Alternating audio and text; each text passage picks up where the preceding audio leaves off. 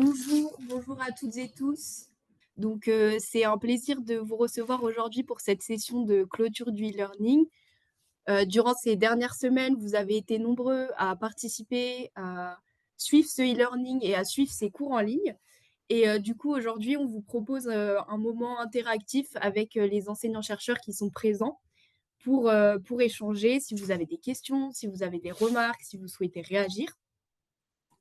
Donc, avant de commencer, je vais juste me présenter rapidement parce que vous ne me connaissez pas. Donc, moi, je suis Alice Abahi, chargée de formation recherche à H2O Lyon.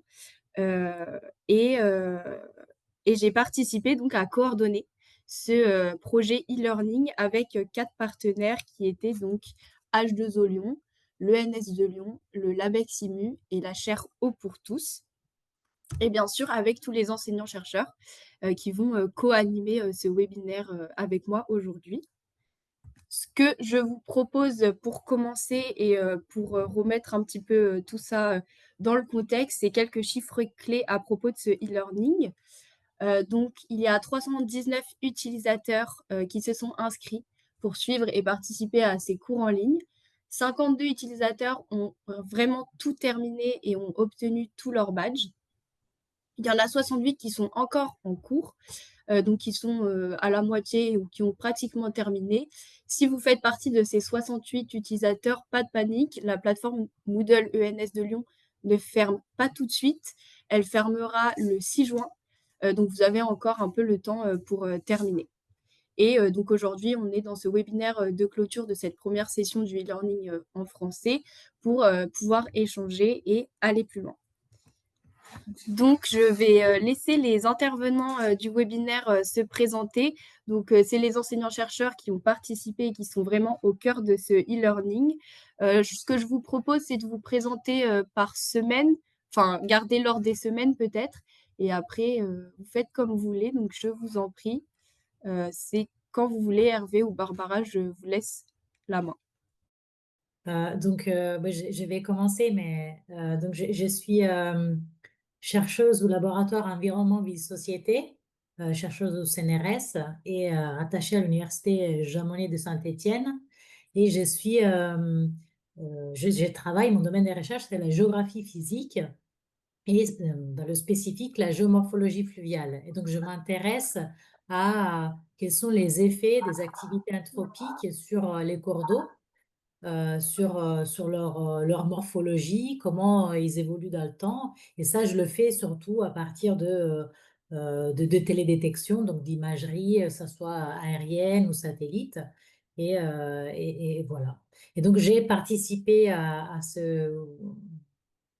voilà, en tant qu'enseignante à la semaine 1 et particulièrement avec, j'ai vu, il y a Béranger Kofi également, c'était mon co-enseignant de l'intervention. Nous, on a plutôt présenté quels sont les effets de l'urbanisation sur les cours d'eau.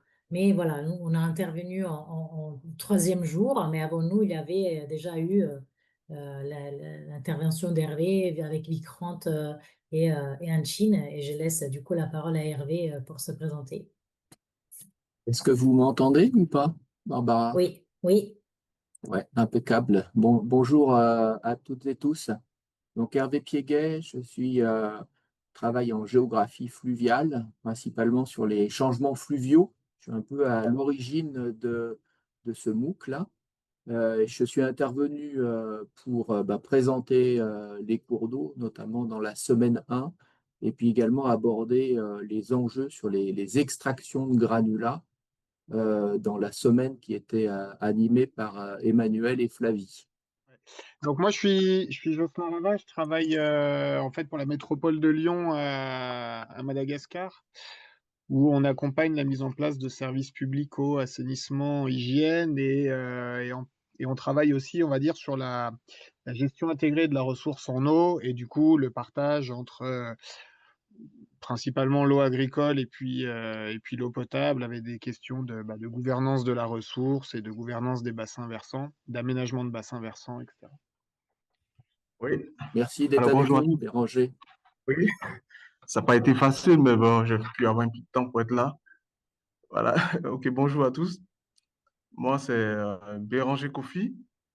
Je suis enseignant-chercheur à l'Institut national polytechnique, Félix Houphouët-Boigny, en Côte d'Ivoire, précisément en Afrique de l'Ouest. Voilà, alors ma spécialité, c'est plus l'hydraulique fluviale, transport des sédiments dans les rivières et les barrages. On essaie d'évaluer un peu le transport des sédiments, l'impact de l'envasement des barrages dû au transport des sédiments dans les plans d'eau et les rivières. Alors, j'ai intervenu au niveau du e-learning avec Barbara au niveau de la semaine 1 sur l'effet de l'humanisation sur les rivières. Voilà. Ghislain n'est pas connecté, donc je vous propose qu'on passe aux intervenants de la semaine 3 s'ils sont là. Oui, bien, bonjour à tous. Je suis donc Pascal Schumacher, géographe de la santé et chercheur à l'IRD, l'Institut de recherche pour le développement, où je travaille essentiellement sur les questions des inégalités socio-spatiales de santé.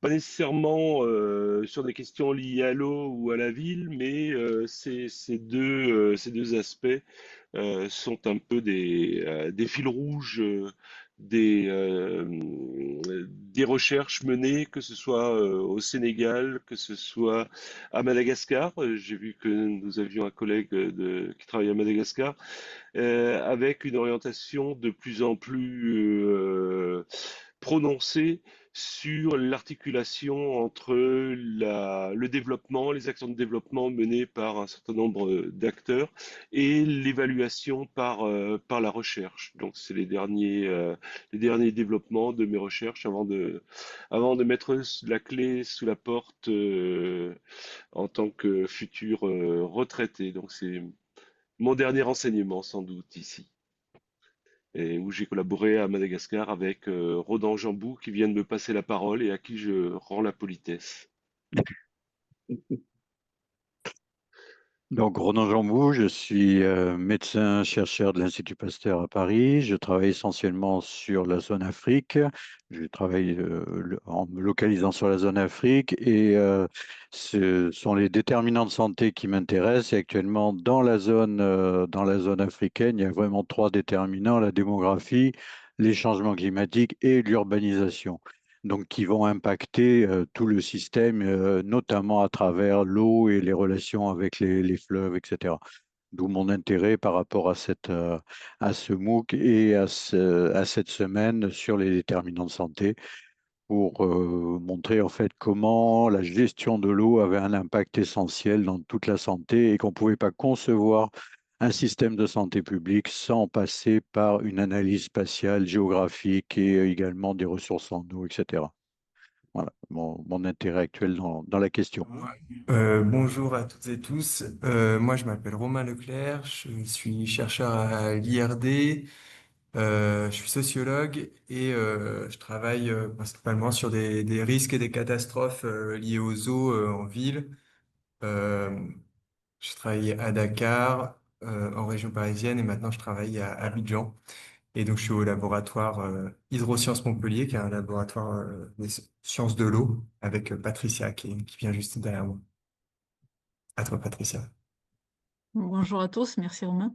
Donc je suis Patricia Lixnard, je suis enseignant-chercheur en bactériologie, donc dans le même laboratoire que Romain. Et ce qui m'intéresse, c'est la résistance des bactéries aux antibiotiques, et notamment lorsqu'elles sont donc dans les milieux hydriques, et surtout les milieux hydriques soumis à des pressions anthropiques.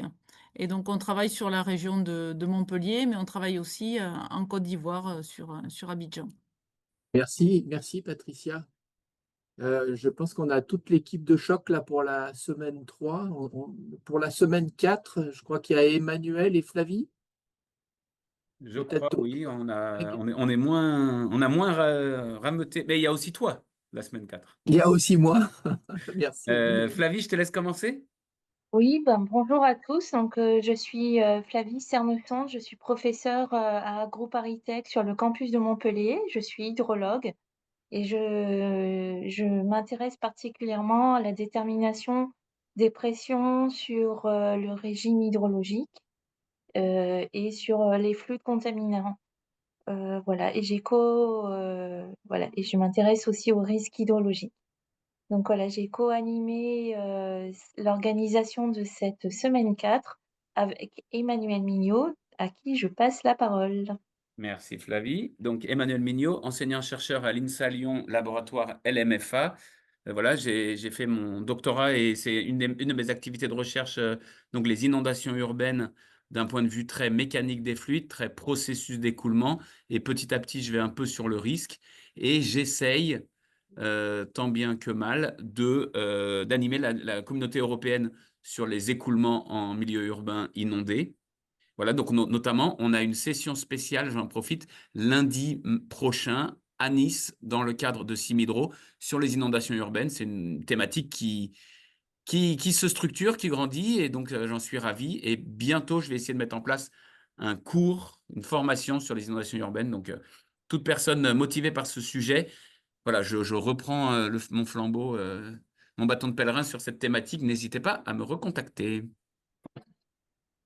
Et donc, pour notre semaine 4, qui s'est, j'espère, bien passée pour vous, il y a juste Hervé qui a...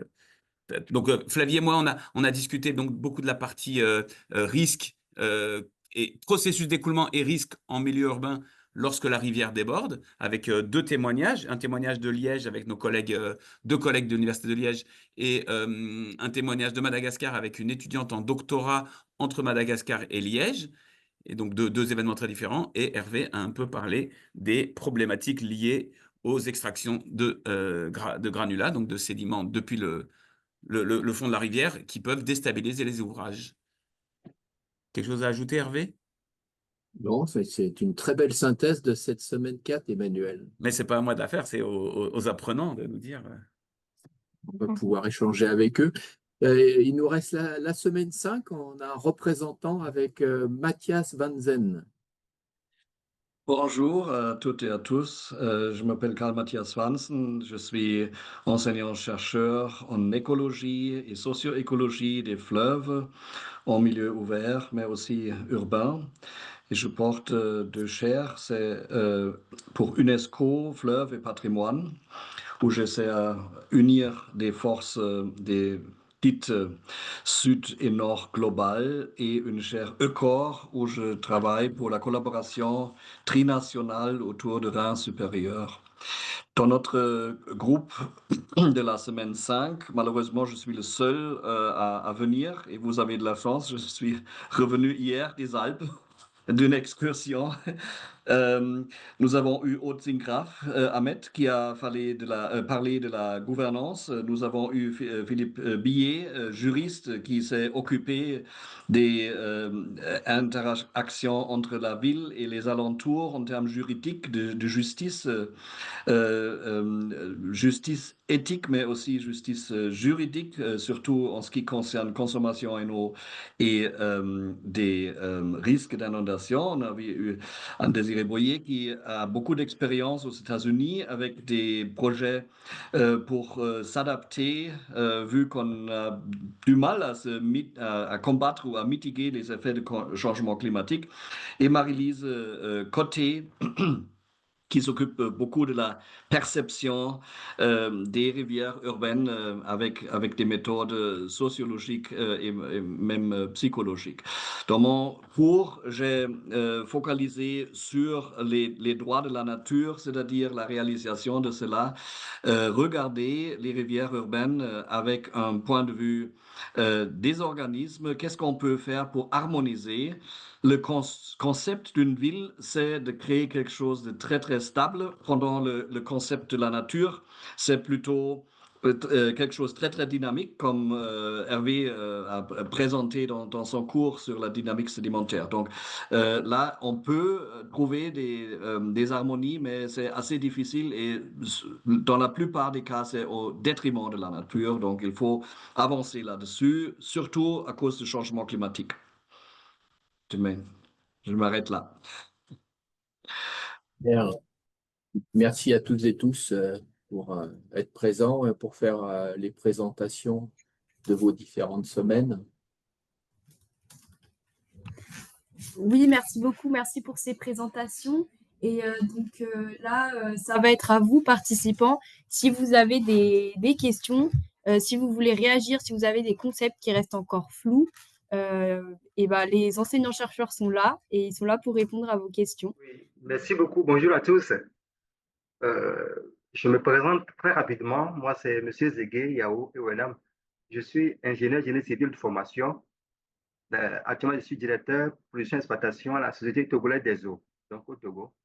Je suis aussi manager de société d'eau de la chaire AgroParisTech. Alors, je tiens franchement à remercier tous les experts et tous les consultants, les intervenants sur ce module, parce que les sujets débattus sont vraiment d'actualité. Alors, chez nous, tout à l'heure, M. Emmanuel a parlé de trois thématiques, la démographie, l'urbanisation, plus le changement climatique. C'est vrai, chez nous, au Togo, le changement climatique nous impacte aussi. Hein, donc, il y a certains centres sur lesquels, vers janvier comme ça, la rivière tarit, alors que dans le temps, il y a une vingtaine, trentaine d'années, ces rivières ne tarissaient pas. Donc, nous sommes vraiment impactés par le changement climatique. Pour continuer, il y a un module qui m'a beaucoup interpellé. C'est un peu le devenir des antibiotiques. Et donc, en parcourant la thèse de Madame Perata sur l'étude du devenir et l'impact des antibiotiques à l'échelle d'un bassin versant, donc le bassin versant du Qatari, là, il est dit qu'en 2005, il y avait une présence de résistance bactérienne et de résistance de gènes de résistance à E. coli à chez plus de 50% d'enfants dans 2 régions de la Bolivie. Alors, ce que je voulais savoir, quelle est la situation aujourd'hui? Est-ce que ce taux de 50% d'enfants qui développent ces résistances bactériennes a évolué? Je tiens quand même à saluer les médecins un peu partout dans le monde, particulièrement chez nous. Aujourd'hui, les médecins ils insistent sur le fait que l'automédication n'est pas une bonne chose. Il insiste sur le fait qu'il faut suivre la posologie, surtout des antibiotiques. Chez nous, la loi est claire, vous ne pouvez pas aller dans une pharmacie pour acheter vous-même votre antibiotique sans ordonnance d'un médecin, même certains antipaludéens. Et donc, chez nous, le développement des résistances bactériennes est vraiment une réalité où les médecins sensibilisent là-dessus, particulièrement sur les antibiotiques. Alors, voilà un peu mon intervention. Merci à tous. Merci beaucoup. J'ai vu dans le chat qu'il y avait aussi une question sur la chaire eau pour tous. Hervé, est-ce que tu pourrais nous réexpliquer ce qu'est la chaire? Oui, et, merci Alissa. Peut-être les collègues de la semaine 3, là, s'ils veulent réagir à la question de M. Zegué. Oui, alors je peux répondre si. En fait, l'antibiorésistance, c'est effectivement un problème croissant, hein. On peut le considérer comme une épidémie silencieuse. Le problème des gènes de résistance qu'on détectait dès, il me semble que vous avez dit 2005, l'étude que vous avez citée. En fait, on a de plus en plus de gènes de résistance et on voit bien que quand ils émergent quelque part, ben, en quelques années, il y a souvent une large diffusion. Notamment avec des bactéries qu'on va retrouver dans les eaux usées, par exemple. Dans les eaux usées, il y a vraiment une pression, il y a la présence d'antibiotiques et puis il y a des présences de bactéries qui sont humaines, potentiellement pathogènes. Et il peut y avoir des échanges de gènes, il peut y avoir une émergence, une dissémination de la résistance.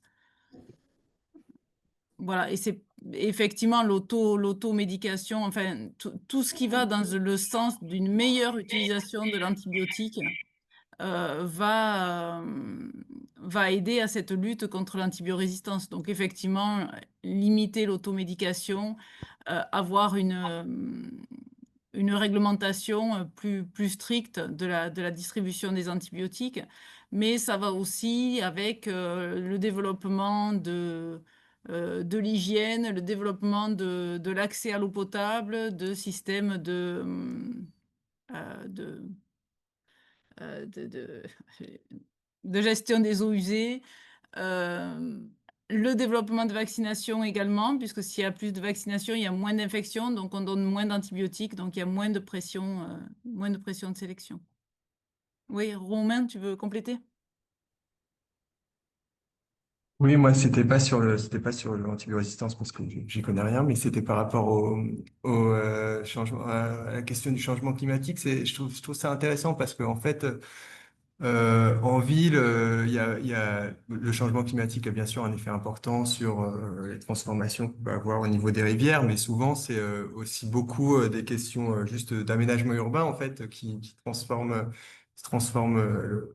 la quantité et la qualité des eaux qui peuvent y passer. Et c'est intéressant parce que en fait justement cette question du changement climatique, elle a acquis une telle importance dans le débat public et dans le débat scientifique qu'en fait, aujourd'hui, elle permet de financer tout un tas de recherches qui vont mettre en évidence, en fait, pas forcément les effets du changement climatique, mais les effets de l'urbanisation sur ces rivières. Et je trouvais ça, enfin, c'était juste pour mentionner ça.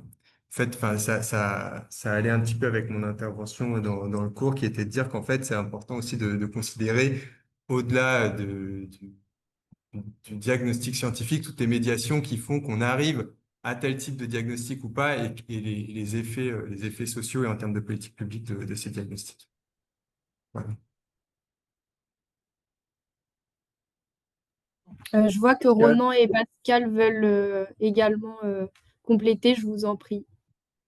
Oui, donc juste un petit mot par rapport notamment au contexte lagunaire en fait, comme il y a au Togo, en Côte d'Ivoire, etc. Puisqu'on a travaillé sur la Côte d'Ivoire aussi, j'étais en Côte d'Ivoire. Et ce qui est intéressant et pas du tout exploré, c'est les mélanges de bactéries et notamment avec tout ce qui est microbiote environnemental et qui est soumis à des contraintes de type métaux lourds, etc. Donc, qui développe des cassettes de résistance qui ne sont pas encore sans doute connues dans les pathogènes humains, mais qui vont émerger. C'est-à-dire qu'en fait, la résistance de demain, elle n'est pas forcément sur les gènes qu'on connaît actuellement et qu'on étudie en bactériaux ou en parasito, etc. Mais il est probable qu'il émerge en fait des nouveaux mécanismes de résistance et avec, comme ça a été dit, des mélanges entre les bactéries environnementales et les bactéries humaines qui se retrouvent toutes en même temps dans les lagunes notamment et qui vont échanger en fait des cassettes parce qu'elles peuvent échanger des cassettes et là, en fait, potentiellement, dans les années à venir, on aura de nouveaux en fait, mécanismes de résistance qui ne sont pas forcément actuellement identifiés et qui sont en train d'émerger. Donc, c'est un véritable melting pot c'est une soupe au sein de ces lagunes qui est vraiment un facteur d'émergence phénoménal pour de problèmes de santé pour l'avenir. Voilà ce que je voulais rajouter. Oui, ce que je voulais rajouter à mon niveau, c'est que concernant les résistances, on a un problème qui est récurrent depuis de longues années, qui est celui des fake drugs et qui est particulièrement impactant au niveau des antibiotiques lorsqu'ils sont sous-dosés.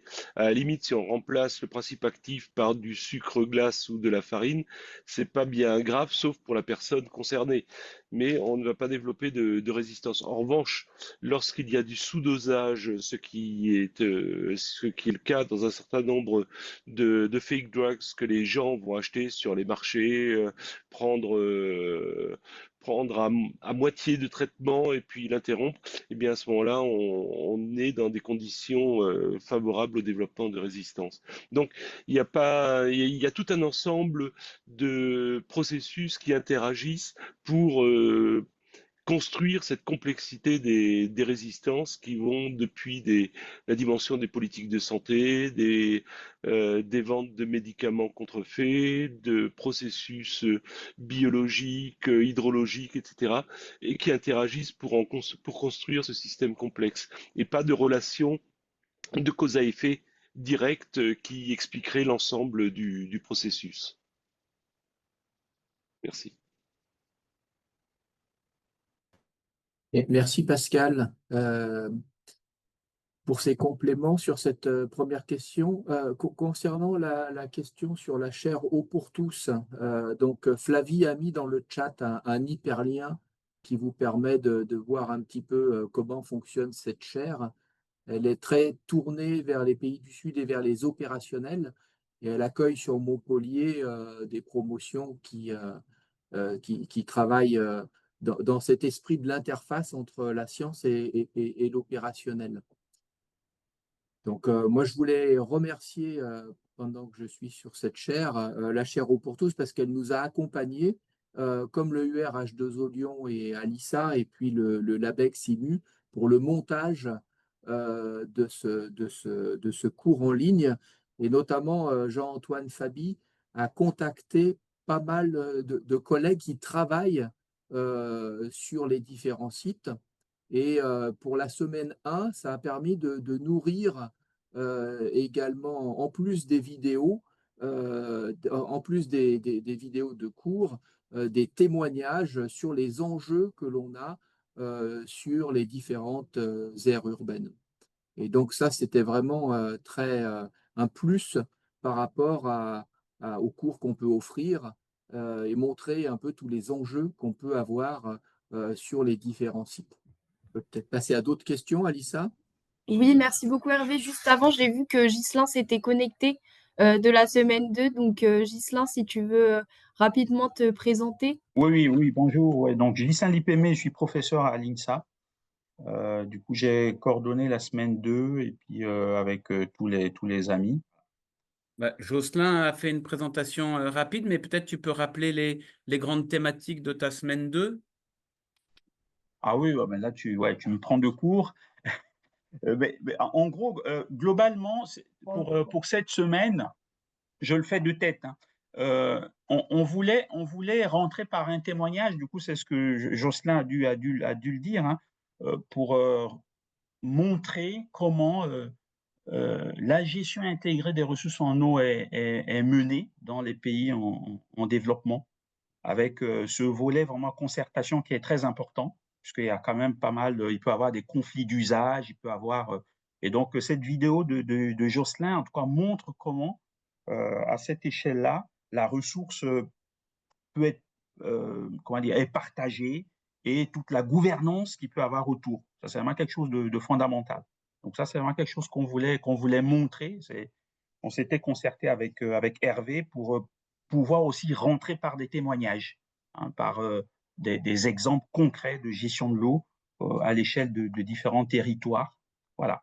Et ensuite, l'idée, c'était d'enchaîner par lorsqu'une rivière traverse une ville ou une zone urbanisée, de se mettre du point de vue de la rivière et de caractériser tous les rejets qu'elle reçoit. Voilà. Donc, du coup, ça, c'était mon intervention, de montrer quels étaient justement les rejets urbains, notamment en temps de pluie, que subissait la rivière. Voilà. Avec les impacts, notamment d'un point de vue hydrogéomorphologique, hein, qui vont vraiment désorganiser les habitats et puis dégrader la qualité de ces habitats. Voilà. Donc, et puis, j'avais insisté aussi sur les effets du changement climatique, parce que du coup, on voit bien que ce dérèglement climatique, on va avoir des événements de plus en plus intenses, plus fréquents, et ça va augmenter la quantité de ces rejets-là, et donc entraîner la dérégulation hydrologique. Donc ça, c'est quelque chose qui est important.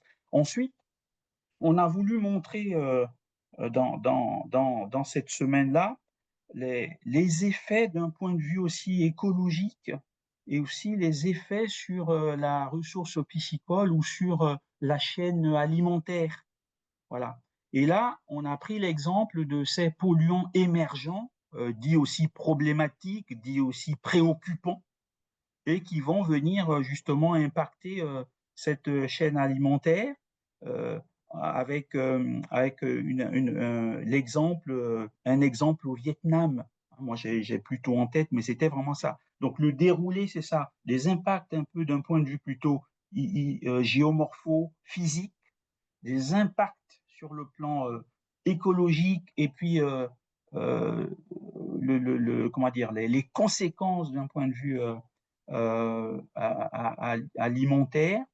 Et puis, à la fin, on a voulu aussi parler comment dire, rappeler ce que c'était qu'un régime hydrologique naturel et comment est-ce que l'urbanisation venait impacter ou perturber ce régime-là, et comment on pouvait, qu'est-ce qu'on pouvait mettre en place en amont pour essayer de garantir ce régime naturel, comment on peut malgré tout atténuer les désordres. Voilà. Donc on parle beaucoup dans cette semaine aussi de solutions fondées sur la nature qui justement permettent de écrêter les pics et de réduire les désordres qu'on peut avoir au niveau du régime hydrologique. Voilà. Donc je fais un peu vite, hein, je suis vraiment désolé, mais c'était vraiment ça un peu le fil conducteur, c'est de dire un témoignage, la notion de gouvernance, la gestion de la ressource en eau, la gestion intégrée, qui est vraiment quelque chose de très important. Et là, il y a besoin de mobilisation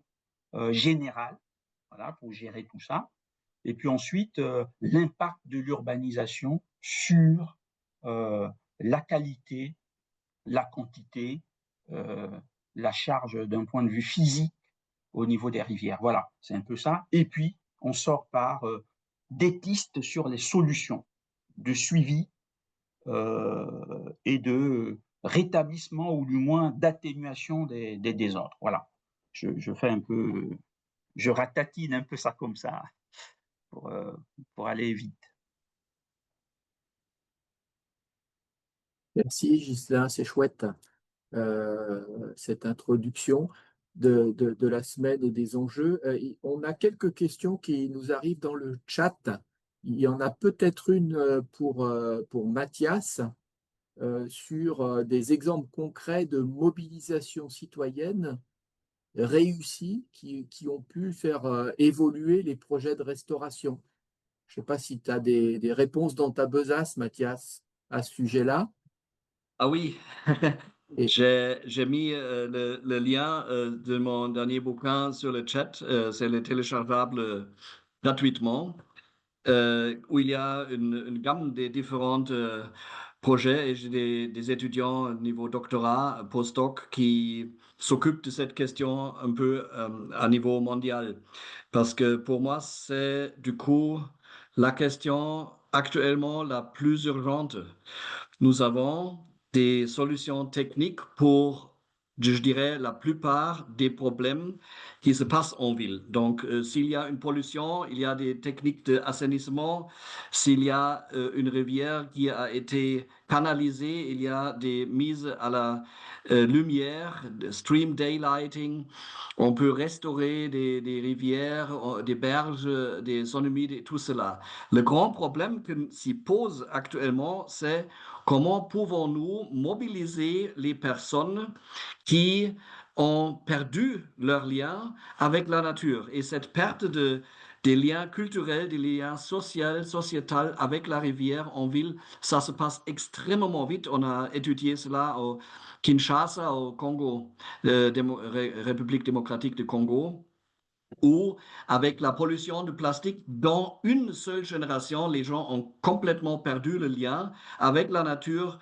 La perspective a changé de quelque chose de bénéfique à cause de la pêche, ressources en eau, sable à utiliser pour la construction, etc., vers une vision très négative avec la pollution, surtout avec la pollution de plastique qui accumule, qui produit aussi des inondations involues, etc. Donc, comment activer les gens? En Inde, par exemple, nous avons un exemple formidable au sud de l'Inde où le gouvernement travaille vraiment ensemble avec les citoyens, mais il engage aussi beaucoup des énergies pour l'éducation et l'éducation environnementale. C'est l'état de Kerala en Inde, où il y a vraiment un donnant-donnant, parce que dans tous ces mouvements, il faut regarder, il y a un top-down, c'est-à-dire la gouvernance du gouvernement, bien sûr, et il y a le bottom-up, les actions participatives. Et ces deux doivent trouver un matching. Ça, c'est la chose la plus importante.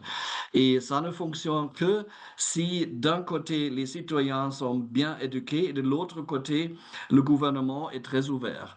Il y a des autres exemples, par exemple, je l'avais mentionné dans mon chat, dans mon MOOC, au Brésil, le projet qu'on a étudié, Belo Horizonte, où d'abord les mères n'ont pas voulu voir leur bébé mourir de choléra, des autres maladies inférieures à l'eau, et petit à petit, les biologues, mais aussi des juristes, des artistes ont pris parti. Donc, c'était un mouvement qui s'est développé. Et ça, c'est aussi très important parce que nous avons de l'autre côté je dirais, des feux de paille où il y a une initiative qui est très, qui est formidable, par exemple, qu'on fait une collection des déchets, mais si on ne fait pas ça régulièrement, l'effet est minimal. Donc, il faut aussi regarder la partie sociétale là-dedans. Comment pouvons-nous créer un mouvement qui est durable? Le mouvement doit être durable. Ça, c'est très important. Et ça ne fonctionne seulement qu'avec c'est-à-dire d'action de prendre parti. Hein. On parle de kinship, donc la relation, on voit que la rivière urbaine, elle fait partie de ma qualité de vie, donc je suis proactif pour la protéger.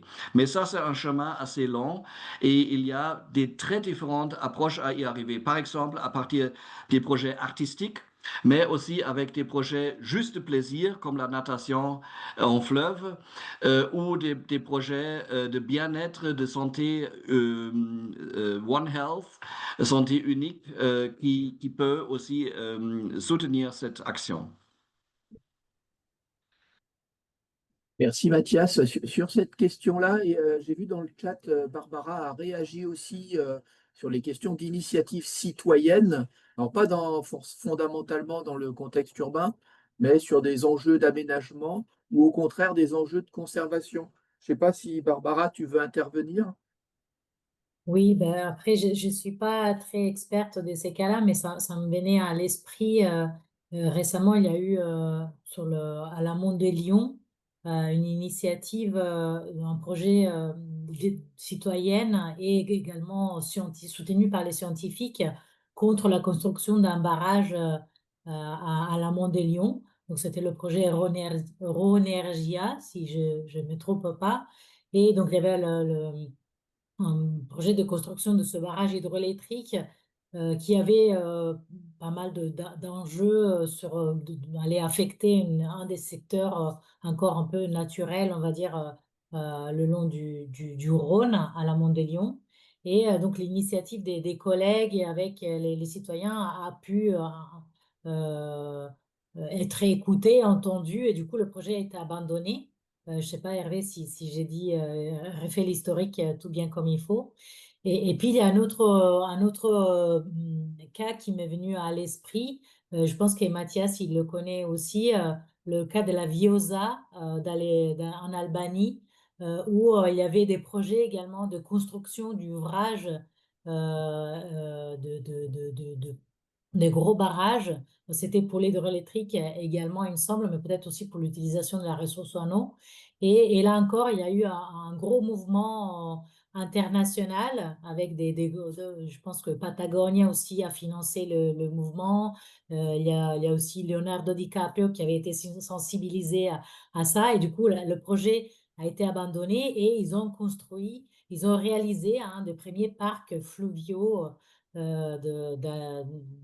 pour la conservation du coup de la rivière Vjosa en Albanie. Donc voilà, c'est d'autres exemples de quand il y a une mobilisation un peu conjointe entre scientifiques, euh,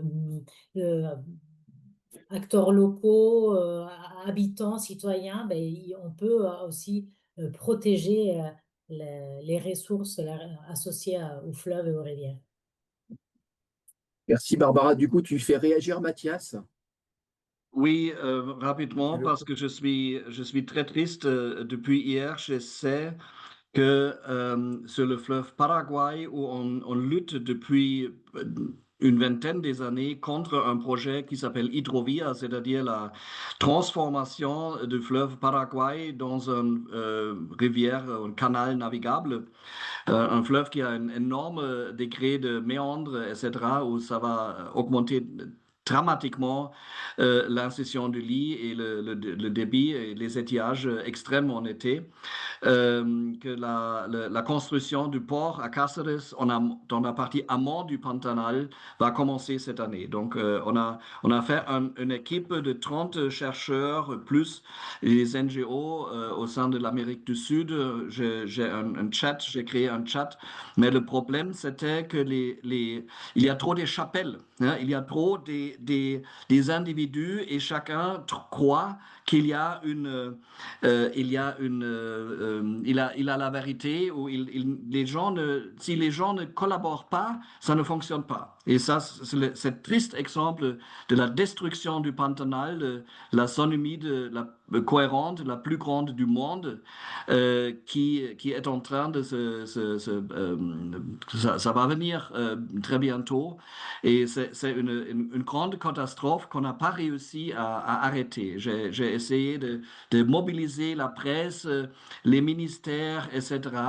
On a produit des articles dans The Guardian et en Science, Nature, mais tout cela n'a pas aidé parce que les lobbyistes en faveur de ce projet, malgré que c'est un projet complètement inutile, parce qu'avec la sécheresse, les bateaux ne vont pas pouvoir passer. Ils vont réaliser cela parce que plus grand un projet, plus grand la caisse noire, l'argent qui peut être détourné. Donc, c'est aussi une question politique et de la transparence dans le monde économique. Merci Mathias. Romain, tu voulais intervenir? Oui, c'était simplement pour réagir après à la suite de la question d'Emmanuel sur la gouvernance, qui demande comment surmonter les conflits d'intérêts entre acteurs publics, privés et citoyens dans les projets de réaménagement des rivières. Et c'était inscrit dans tout ce qui vient d'être dit. C'est juste pour dire que je pense qu'il est important de comprendre, c'est que les rivières, c'est des enjeux, enfin, c'est des entités qui sont souvent très, très centrales pour énormément d'acteurs. Souvent, il y a énormément d'usages, il y a des intérêts qui sont très puissants.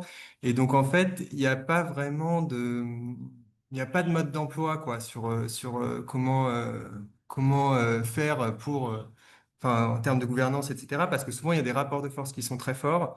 Et donc, en fait, toute la réussite ou l'échec d'un projet de restauration, ça va dépendre des coalitions d'acteurs qu'on parvient à monter. Les scientifiques sont bien sûr jamais, comment dire, on peut pas y avoir une mobilisation que de scientifiques qui réussit. Ça ne marche jamais. Il faut toujours qu'il y ait d'autres types d'acteurs. Parfois, c'est des acteurs qui sont plus puissants, qui vont l'imposer à d'autres. Parfois, il faut passer par le débat public, etc. Voilà, c'est juste pour dire qu'il y avait pas de recette et que l'enjeu, c'était de comprendre les rapports de force importants sur des rivières spécifiques, quoi.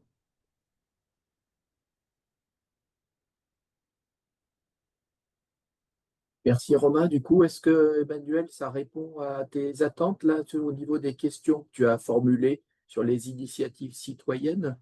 Peut-être pour compléter Romain, on peut reprendre aussi les initiatives autour des parlements de l'eau qui permet de mettre en débat finalement une sorte de vision collective que l'on peut avoir pour le fleuve et vivre avec le fleuve. Il y a des initiatives sur la Loire, notamment sur le Rhône.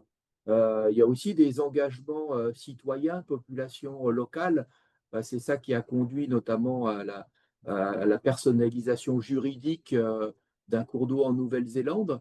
Vous savez que sur la rivière Eloi, il y a un barrage qui a été enlevé parce que les populations locales s'étaient aussi fortement mobilisées.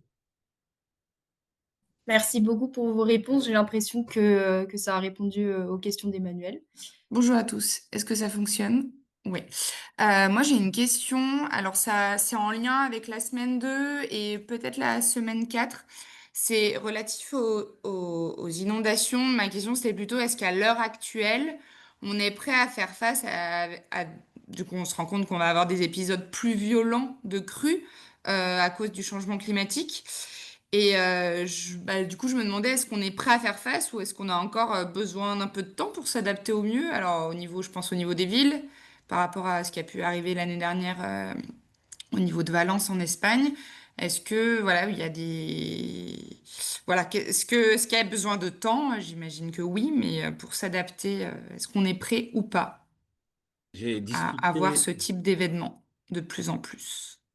j'ai discuté en début de semaine, hier avec Arnaud Bayonne, donc de l'Université de Valence, parce que j'ai un étudiant chez lui qui travaille sur la stabilité des ponts durant l'événement d'inondation dont tout le monde a en tête, je pense, en tout cas les Européens, de octobre dernier en, autour de la ville de Valence, en Espagne, et qui disait vraiment que la quantité d'eau était complètement pharaonique et les ponts sur la rivière à Valence, l'eau est passée par-dessus les tabliers, donc là où les voitures roulent, et que les modélisations numériques qu'ils sont en train de faire, et ils sont affolés par la quantité d'eau et par les et par les débits qui doivent prendre en compte et la taille en niveau largeur de l'écoulement. La rivière a pris une place folle dans des endroits totalement incongrus.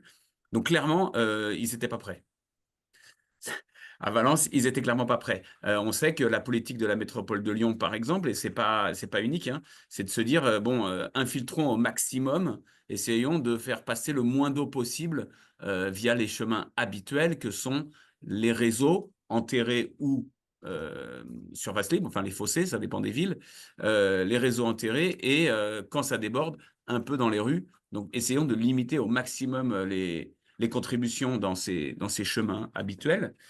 Il y a du travail de gestion de l'urbanisation, il y a du travail de gestion des cours d'eau. On a vu avec les exemples de Madagascar l'impact de l'habitat informel qui vient déstabiliser les digues, l'impact des déchets, macro-déchets qui viennent bloquer, qui viennent créer embâcles au niveau des endroits de rétrécissement, donc notamment au niveau des ponts.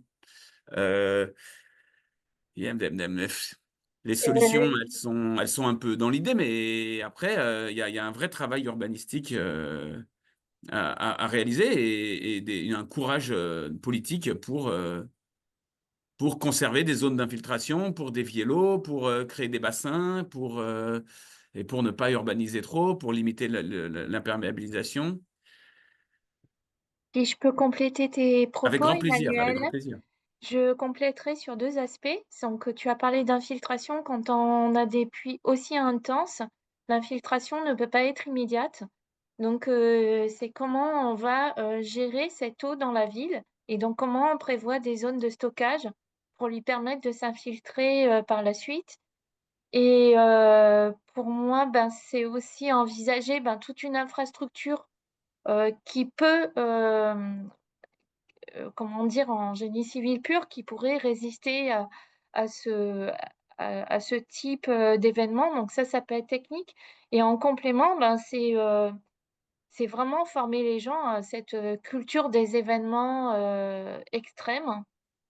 Parce que quand on prend 600 millimètres en 24 heures, je crois qu'il n'y a pas vraiment grand-chose à faire d'un point de vue technique. Donc, je pense que comment dire, il y a aussi une acculturation à la population pour, savoir comment réagir, pour ces risques.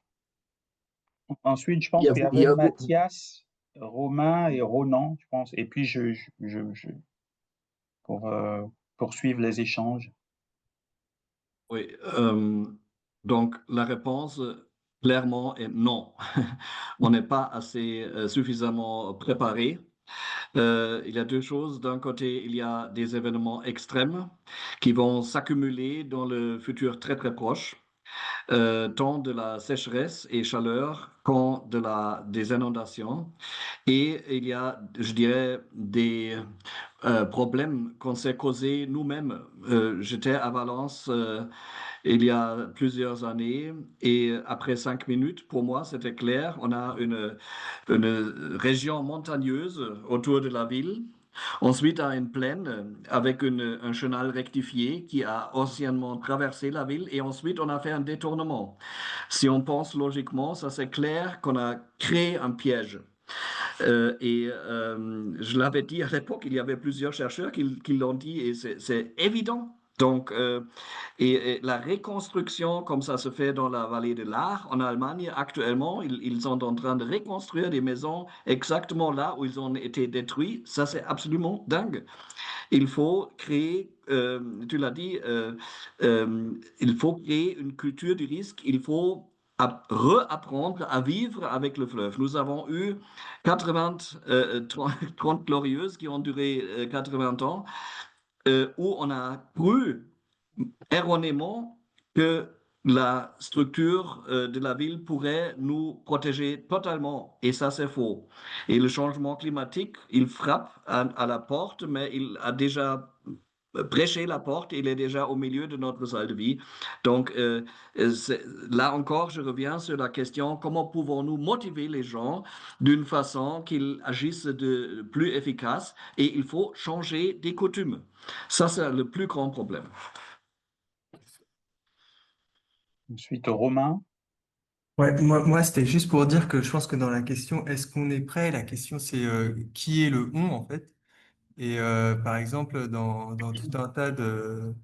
enfin, moi, dans les villes dans lesquelles je travaille, en l'occurrence ici Dakar et Abidjan, qui sont des villes qui sont soumises à des inondations presque chaque année.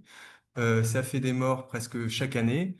Euh, et, euh, et en fait, ce qui est intéressant, c'est que c'est pas des... je veux dire, d'une certaine manière, Valence, c'est un exemple intéressant, mais un peu confusant, quoi, parce que... Enfin, misleading, quoi, parce que en gros, c'est un événement vraiment exceptionnel.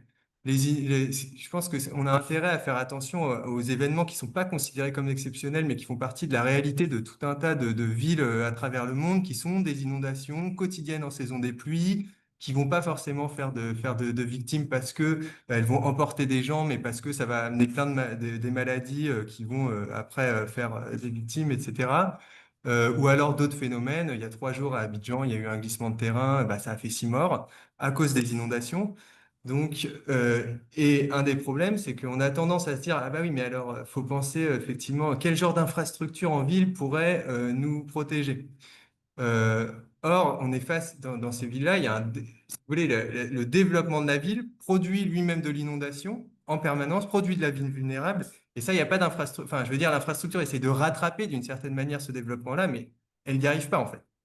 Euh, donc, euh, donc voilà, c'était pour dire ça. Je pense que, en tout cas, c'est sûr qu'en général, on n'est pas prêt, mais il y a des endroits où on est clairement beaucoup moins prêt que d'autres, et ça suppose, essayer de se préparer, ça suppose de changer un peu la manière dont on considère qu'est-ce que c'est que le problème et comment est-ce qu'on peut y répondre. Très bien. Ensuite, il y avait Ronan. Oui, donc un peu comme vient de le dire Romain, donc moi je travaillais en zone sahélienne au Niger et on est actuellement, la pluviométrie est en train d'augmenter, de réaugmenter avec justement des événements intenses et donc c'est pratiquement tous les ans qu'il y a des inondations phénoménales dans toutes les grandes villes du Sahel.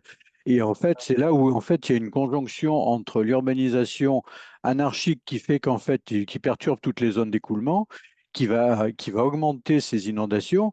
Alors après, effectivement, les pouvoirs publics se disent, bon, on va faire des zones de rétention ou disons des zones en fait dans la ville. Mais alors là, on se trouve, on est confronté au problème sanitaire, c'est qu'en fait ces zones-là, ça deviennent des zones en fait de propagation de paludisme et d'arbovirus.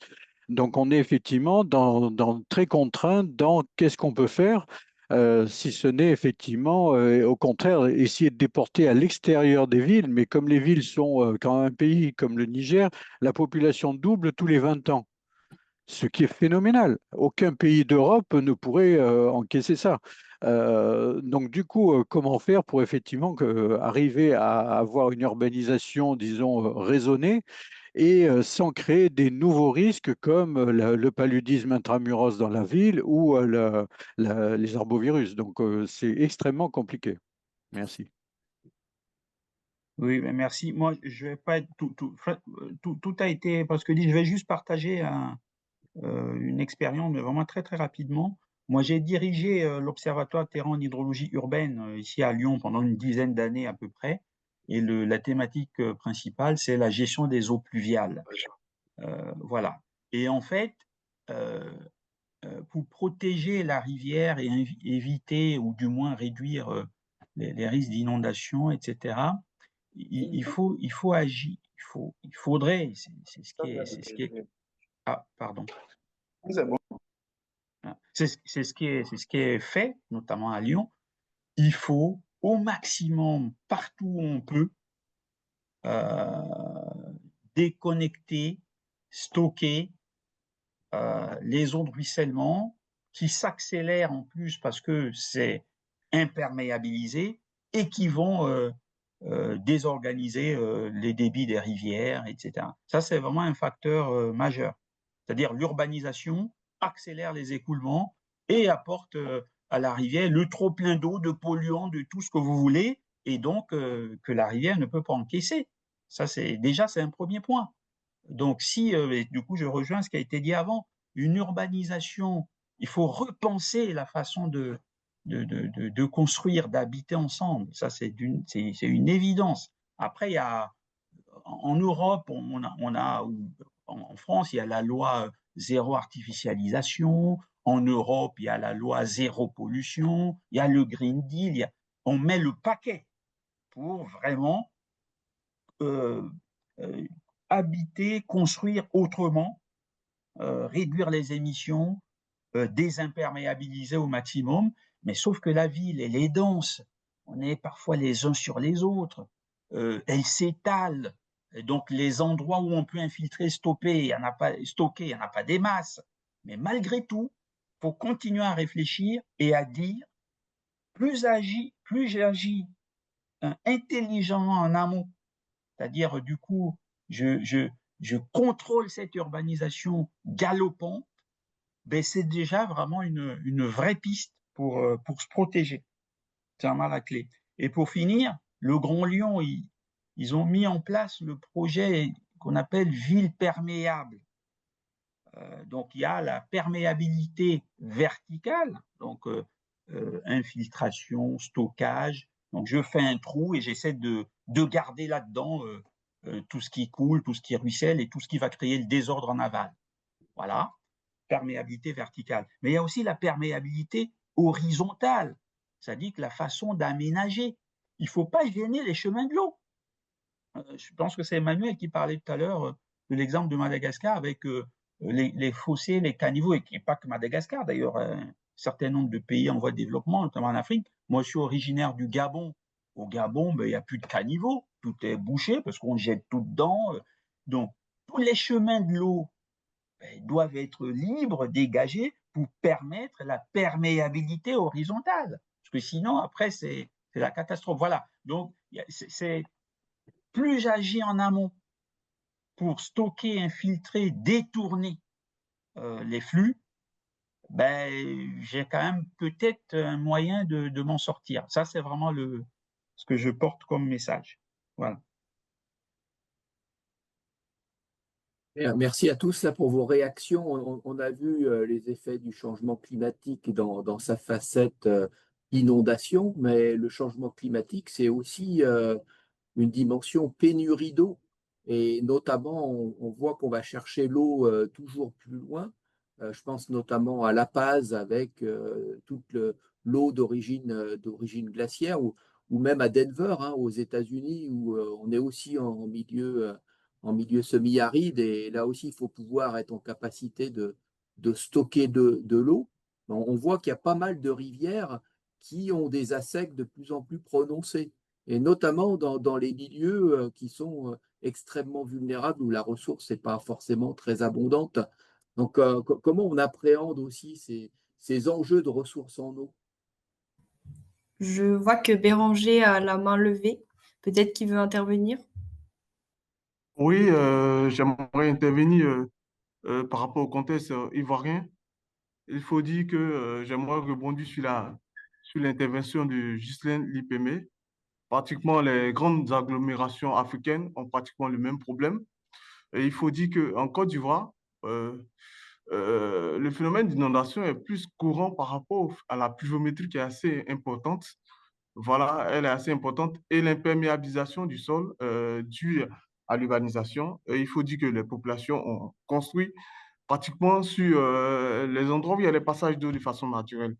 Donc, du coup, lorsqu'il pleut énormément, il y a des éboulements qui se font ça et là. Et vraiment, le gouvernement ivoirien a eu à dégager des ressources financières assez importantes depuis 2011 pour pouvoir résoudre ce problème. Mais il faut dire que jusqu'à présent, il y a eu des déguerpissements des personnes qui vivaient dans les zones à risque. Même malgré tous ces déguerpissements, il y a toujours eu des problèmes d'inondation ces dernières années. Donc, il faut dire que c'est un problème qui est vraiment difficile pour nos nations, surtout les pays en voie de développement. On essaie de mettre des moyens financiers colossaux pour pouvoir résoudre ça, mais il y a toujours des problèmes qui surviennent à tout moment. Par moment, il y a des voies même urbaines même qui sont coupées et on a du mal même à avoir accès aux différents quartiers, aux différentes communes et pratiquement, ce n'est pas du tout facile parce que pratiquement Abidjan, c'est pratiquement 6 millions d'habitants. 6 millions d'habitants. Donc, c'est une grande agglomération qui est pratiquement 10 communes. Donc, c'est quand même très complexe à gérer, très, très difficile.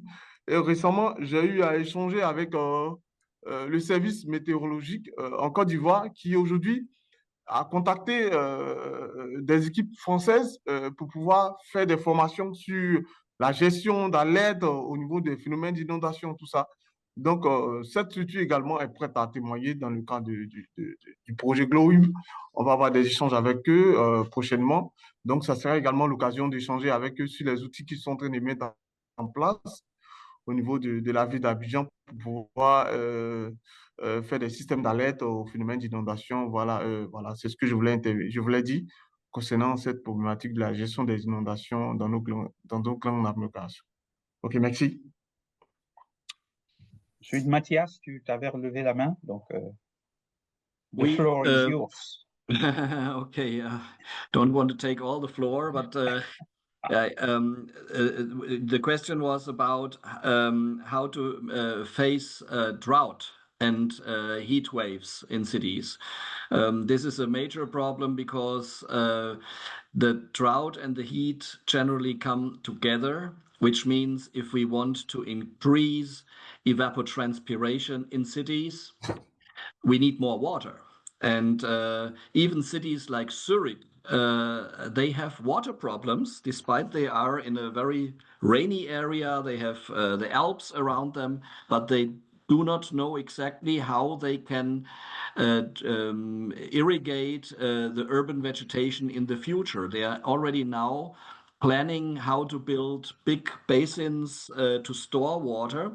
And this water storage can be done in different ways. So the regenerative hydrology says we have to infiltrate as much water as possible and use the groundwater as a storage site or the wetlands.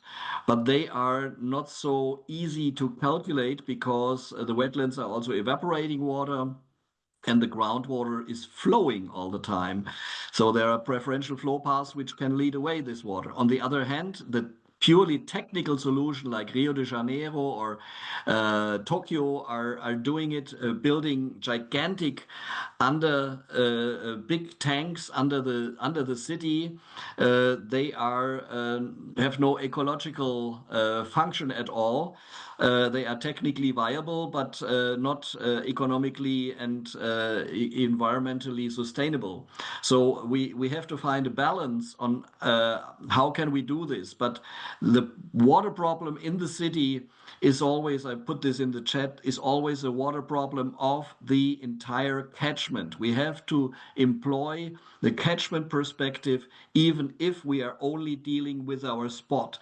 But urban planners hardly ever have this in mind. Yeah, in the city of Munich, it's working quite well. If you take Hong Kong, you have two different institutions. One is actually responsible for water management of the entire catchment zones of the headwaters, and then you have different institutions only dealing with the water management inside the city, and these two institutions are not communicating. This is ridiculous. So I hear this very often, this petit cycle de l'eau, small water cycle. In my view, it is totally misleading, and it's also a matter of justice. That's what Philippe Billet has reinforced in his presentation in our week.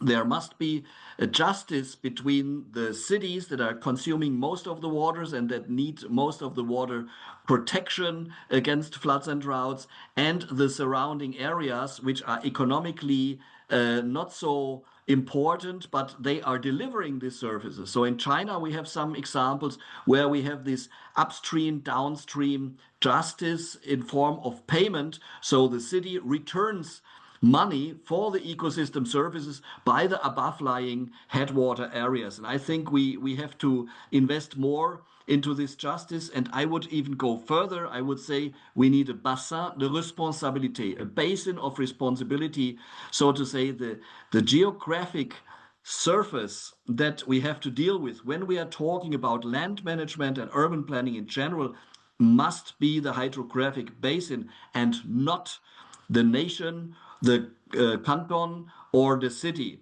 This is a very anthropocentric and non-natural division. France has made a big effort with the Agence de l'eau. In following times, the Agence de l'eau have been weakened, but we have to come back to this, and we have to establish this basin-wide water and land management at a European scale and ideally on a global scale. It is not possible that we derive water from one area to another, which is just increasing the problems. If we are deviating water from the Congo River to mitigate the water crisis in the Central African lakes, we are creating another problem in the Congo and globally, because the Cuvette Centrale, which is a gigantic carbon storage area, is now evaporating and sending all this carbon back into the atmosphere, which is increasing the problem. So we have to stay and to make our budget, our hydrological budget, within the hydrological basin. But this is very difficult to understand. I have examples where people in Spain are claiming water from the Rhone River to mitigate the water crisis caused by excess vegetable production, which we are consuming. So we have to find other ways of water justice with water footprints and so on, and paying for ecosystem services to compensate this injustice. Merci beaucoup, Karl Matthias. Thank you very much. Je vois que je ne sais pas si ça a en partie répondu à la question de Gabriela, mais elle a posé une question dans le chat. Donc, existe-t-il une planification précise concernant le choix du matériel de revêtement des surfaces urbaines en fonction des caractéristiques climatiques locales? Elle parle également de longueur et disposition de rigoles, ainsi que le nombre et l'espacement des bouches d'égout ou canalisations permettant l'acheminement de l'eau vers le réseau souterrain. Est-ce que certains d'entre vous souhaitent réagir? Oui, je vois qu'il y a eu déjà des réactions aussi dans le chat par rapport à cette question. Je rajouterai juste, oui, il y a une planification par rapport à ce qui est évoqué. Ça s'appelle, alors il y a deux documents qui sont très importants, qui sont le SDAGE, qui est un schéma directeur en fait d'aménagement à l'échelle des grands bassins hydrographiques, où justement on va avoir une feuille de route pour la gestion de la ressource à l'échelle, à grande échelle. Donc c'est souvent au niveau de l'échelle d'une agence de l'eau, voilà, pour faire simple. Et puis ensuite, à une échelle un peu plus petite, il y a des SAGE, qui sont des schémas d'aménagement. Donc ça, c'est vraiment à l'échelle des sous-bassins, des territoires qui font partie du grand bassin pour justement. Et donc là-dedans, il y a, comment dire, il y a les travaux à faire pour garantir comment dire, la qualité et contrôler la quantité de la ressource, etc. Donc, les travaux pour la réhabilitation des réseaux d'assainissement, il y a des financements pour ça. Alors, c'est pas énorme, hein, ce qu'on appelle aussi la gestion patrimoniale. Donc, vous parliez là de, est-ce qu'il y a des regards, est-ce qu'il y a des réglementations entre les regards. Donc, on essaie d'avoir un regard à peu près tous les 50 à 80 mètres. Voilà. Donc, c'est un trou d'homme hein, pour aller dans le réseau, pour les opérations de maintenance, d'entretien, et donc pour vérifier à chaque fois l'état de santé des réseaux. Voilà, pour être sûr qu'ils sont capables, ils gardent leur capacité hydraulique d'évacuation, etc. Voilà. Et puis à côté de ça, et c'est maintenant inscrit notamment dans les permis de construire, on évite de rajouter de plus en plus de tuyaux, de tirer de plus en plus les réseaux, et on essaie d'inciter, on essaye, les agences, les métropoles incitent à la déconnexion, à mettre en place des toits végétalisés si c'est possible, de l'infiltration. Voilà, c'est vraiment dans les permis de construire. Voilà quelques documents alors je réponds pas entièrement, hein, mais tout ça est vraiment planifié. Voilà, on peut pas faire n'importe comment. Tu viens, tu mets ton bout de tuyau, tu fais ce que tu veux. C'est juste pas possible. C'est réglementé. Voilà, c'était juste pour apporter quelques éléments supplémentaires. Merci beaucoup, Ghislain. Donc, Gabriella, j'espère qu'on a répondu à ta question. On va arriver vers... Ah, Romain, t'as levé la main, je t'en prie. Non, mais c'était, si on termine, c'était juste pour ajouter quelque chose par rapport à ce que Justin vient de dire. Je trouve que cette réponse-là, elle montre bien que c'est important de ne pas penser les réseaux, les infrastructures, etc., sans penser les capacités de maintenance de ces réseaux. Ça sert à rien. Enfin, disons que c'est un des gros. En fait, l'infrastructure de drainage, d'assainissement, etc., c'est très pratique parce que ça donne l'impression qu'il y a une solution au problème. Ça montre, voilà, politiquement, c'est vendeur parce qu'on fait quelque chose et puis ça permet de décaisser, etc. Sauf que s'il n'y a pas de capacité de maintenir ces infrastructures derrière, bah, en fait, ça résout certains problèmes, ça en cause d'autres, etc. Et c'était pour ajouter ça et du coup pour dire qu'en fait, quand même, je pense que si on veut penser à des solutions, il faut vraiment garder l'idée que le contexte est important, quoi. Et il n'y a pas de solution technique sans une articulation avec une organisation de l'action publique, un État. En France, on a effectivement on a des structures qui gèrent à l'échelle des bassins versants, mais parce qu'on a un État, enfin, on a un État centralisé, une longue tradition d'action publique derrière, etc. Enfin voilà, ces solutions-là, dans plein d'autres pays, ça ne marche pas parce que juste, il y a pas les structures politiques et d'action publique derrière. Donc voilà, c'est vraiment, pour compléter, penser les choses, c'est important d'avoir de la planification et puis c'est important de penser les choses en contexte. Et vraiment tout à fait autre chose. Ben, merci pour ces compléments, hein. Ça vient compléter du coup les réponses par rapport à ce que Gabriella posait comme question. Je vais juste rajouter un point, vraiment 30 secondes. Quand j'ai présenté la semaine tout à l'heure, j'ai pas écouté ce que Jocelyn avait dit, mais j'ai oublié de mentionner l'exemple de Quito en fait en Équateur, qui est vraiment un exemple majeur de cette semaine. Parce qu'en fait, c'est là où justement on met bien en avant l'intérêt de la pluridisciplinarité.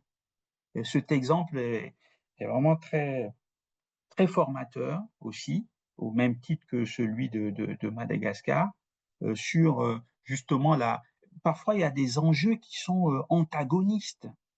C'est-à-dire qu'on va mettre un barrage, donc ça va couper la continuité écologique, déjà, et puis surtout, on va peut-être privilégier l'hydroélectricité, mais ça va être au détriment de l'eau potable. Donc, il faut tout penser, et ça rejoint aussi ce que disait Romain, c'est vraiment cette pluridisciplinarité, cette vision intégrée, elle est fondamentale. Et c'est en discutant, en mettant en place une collaboration entre les académiques, les citoyens, les acteurs, les politiques, que ça avance. Et c'est ce que notamment Olivier d'Angle essaie vraiment de bien mettre en avant dans cette intervention. Et c'est vraiment un point que j'avais oublié de mentionner tout à l'heure, qui est vraiment fondamental dans notre semaine. Voilà, je voulais rajouter ça, cette pluridisciplinarité, le fait de quand même malgré tout essayer toujours de concilier les enjeux pour protéger la ressource et satisfaire aux besoins primaires. Voilà, ça, je voulais vraiment rajouter ça. Merci Ghislain.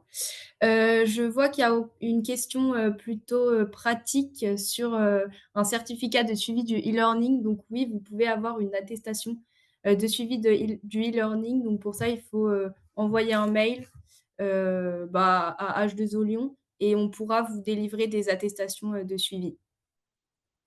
Donc je pense qu'on arrive sur la fin.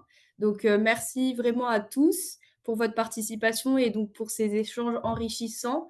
Deux petites précisions. Donc, il y aura des prochaines sessions du e-learning en français, anglais, espagnol qui seront disponibles à l'automne. Et pour les participants, vous allez aussi recevoir un formulaire de satisfaction à remplir pour qu'on puisse améliorer potentiellement les prochaines sessions. Je vais m'arrêter là. S'il y a des enseignants-chercheurs qui souhaitent dire encore un petit mot, je vous en prie. Et sinon, je vous souhaite vraiment à tous une très bonne journée et bon appétit. Merci à toi, Alissa, pour tout ça et merci à Hervé et à bientôt tout le monde. Oui, mais merci pour les interventions. Merci aux personnes qui ont posé les questions là et qui ont permis que le débat puisse se faire. Et puis, un grand merci aux différents intervenants qui ont réagi. Je les vois toujours souriants, passionnés, bienveillants et généreux également dans les réponses qu'ils formulent. Et donc, je voulais vraiment remercier toute cette équipe qui s'est impliquée de manière forte. Et j'espère qu'on pourra vous retrouver toutes et tous, y compris au débat, à la session d'automne, comme l'a souligné Alissa. Bon appétit à toutes et tous et merci. Bientôt. Merci.